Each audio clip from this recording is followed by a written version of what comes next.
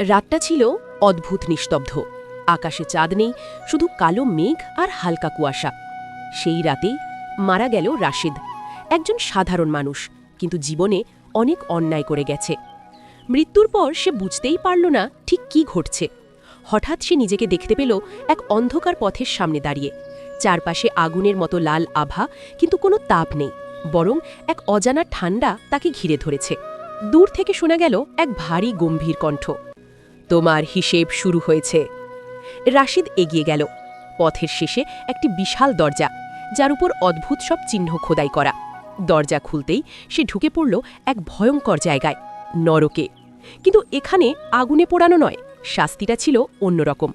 সে দেখল তার জীবনের প্রতিটি অন্যায়, যাদের সে কষ্ট দিয়েছে, প্রতারণা করেছে, সব কিছু যেন জীবন্ত হয়ে উঠেছে।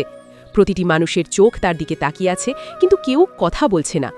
হঠাৎ তার শরীর জমে গেল, সে নড়তে পারছে না। তার সামনে একে একে দৃশ্য ভেসে উঠতে লাগল। যখন সে মিথ্যে বলেছিল, যখন কারো বিশ্বাস ভেঙেছিল, যখন কারো কান্না উপেক্ষা করেছিল। প্রতিটি মুহূর্ত সে আবার অনুভব করতে লাগল, কিন্তু এবার ভুক্তভোগীর জায়গা থেকে। সে চিৎকার করতে চাইল, কিন্তু কোনো শব্দ বের হল না। আবার সেই কণ্ঠ শোনা গেল, এটাই তোমার শাস্তি, তুমি যা করেছ তাই অনুভব করবে, বারবার। রাশিদের চোখে আতঙ্ক জমে গেল, কারণ সে বুঝে গেল এই শাস্তির কোনো শেষ নেই। আর ঠিক তখনই অন্ধকারটা আরও গভীর হয়ে তাকে সম্পূর্ণ গ্রাস করল। আমার ভিডিওগুলি তোমাদের যদি ভালো লাগে, তাহলে অমর বিপ্লবী চ্যানেলটা সাবস্ক্রাইব করে পাশে থাকুন।